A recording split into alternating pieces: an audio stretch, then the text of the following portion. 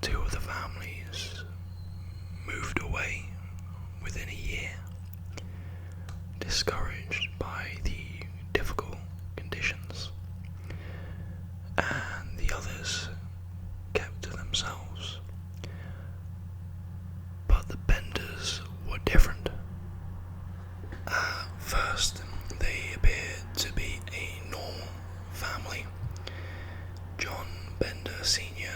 and his troop settled near the Great Osage Trail, later known as the Santa Fe Trail, over which innumerable travelers passed on their way to the west. The older Bender, called Pa, made a claim for 160 acres in what is now Labette County. His son, John, sometimes called Thomas, claimed a smaller parcel that adjoined Pa's land, but never lived on or worked it. The Benders also include Ma and a daughter named Kate, who advertised herself as a spiritualist medium and a healer. Ma and Pa reportedly mostly spoke German, although the younger Benders spoke fluent English.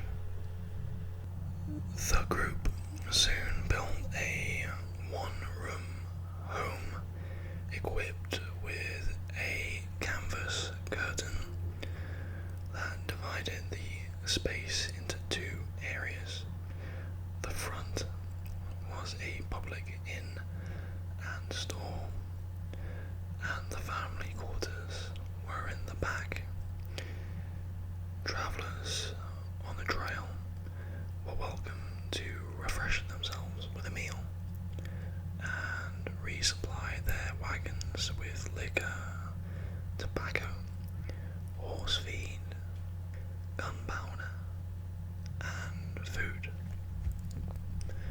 Kate, who was reportedly attractive and outgoing, also drew customers to the inn with her supported psychic and healing abilities. These men, who usually traveled alone, often spent the night. The trail was a dangerous place, and there were many reasons for travelers to go missing on their way out west.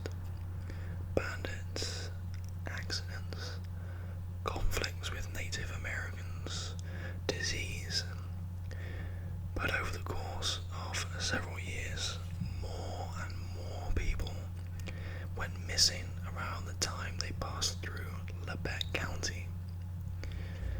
It usually took time for such disappearances to draw attention.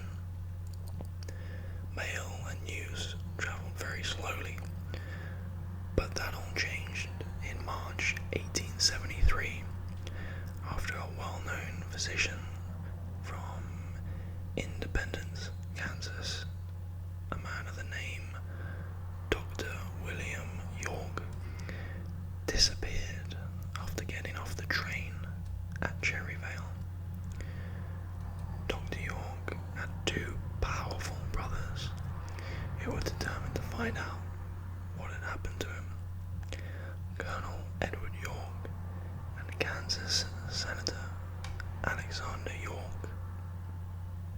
Colonel York led an investigation in Labette County.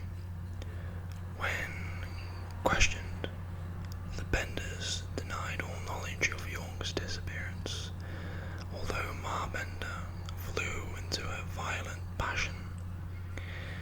When asked about a report of a woman who had been threatened with pistols and knives at their inn, Ma defended herself by claiming that the visitor had been a witch, a bad and wicked woman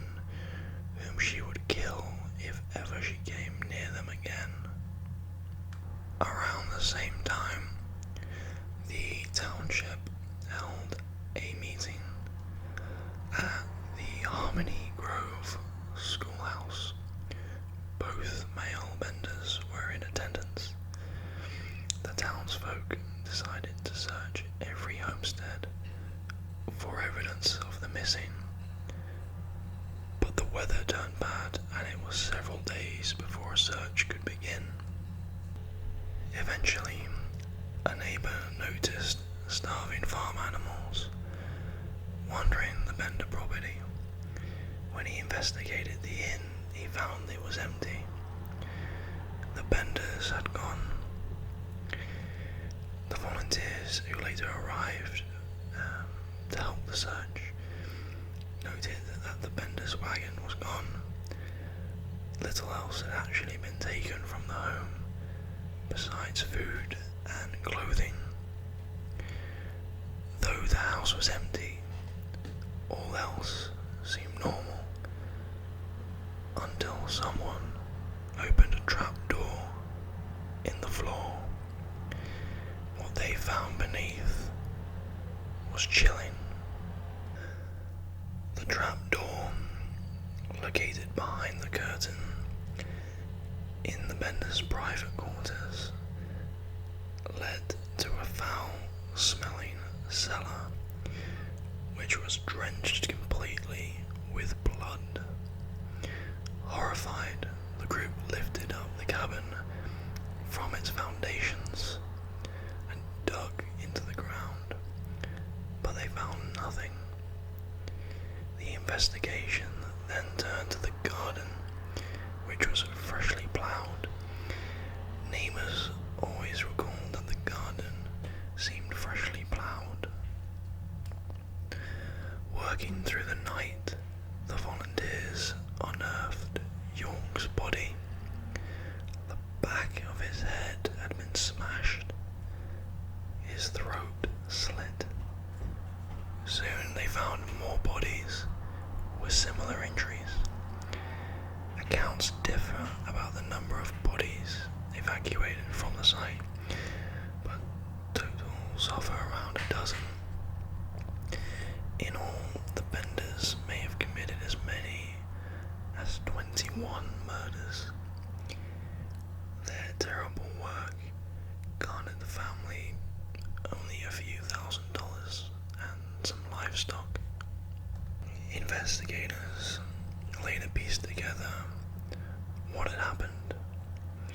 It's believed that guests at the inn were urged to sit against the separating curtain in the inn, and while eating would be hit on the head with a hammer from behind the curtain. Their body was then dropped into the trapdoor to the cellar, where one of the Benders would slit their unfortunate victim's throat before stripping the body of its valuables. One man, a Mr. Wetzel, heard this theory and remembered a time when he had been at the inn and decided to not sit in the designated spot near the curtain. His decision had caused Ma Bender to become angry and abusive toward him, and when he saw the male Benders emerge from behind the cloth, he and his companion decided to leave. A traveller named William Pickering told an almost identical story. The crimes created a sensation in the newspapers, drawing journalists and those that were curious from all over the country. Large numbers of people arrived upon the scene who had heard of the diabolical acts of the bloody murders and the robbery that occurred there. The house in which the murders had taken place was eventually disassembled and carried away piece by souvenir seekers. Senator York offered a $1,000 reward for the Benders, and the governor chipped in another $2,000, but the reward was never claimed. In the years following the sensational crimes,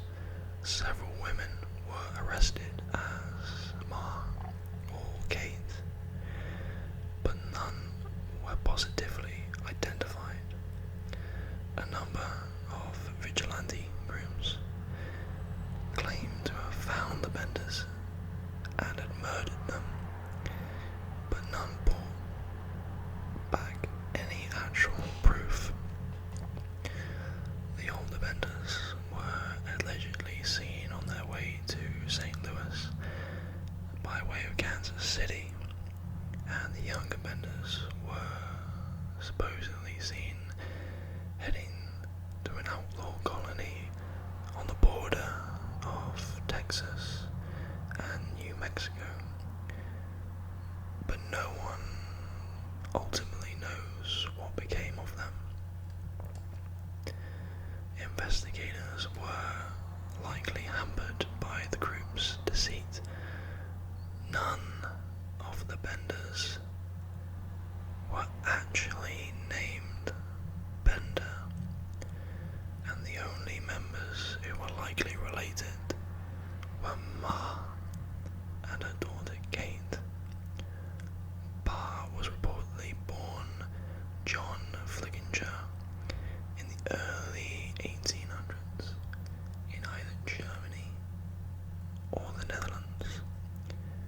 Ma is said to have been born Almira Meek, and her first husband, named Griffith, with whom she had 12 children. Ma was married several times before marrying Pa, but each husband before him reportedly died of head wounds. Her daughter Kate was born Eliza Griffith. John Bender Jr.'s real name was John Gebhardt, and many who knew them in Kansas said he was Kate's husband, not her brother. Today, nothing remains to indicate the exact location where the Bender house stood, although there is a historical marker at a nearby rest area. Though rumours still surround the case, some say Ma murdered Pa over stolen property soon after they fled. Others that Pa committed suicide.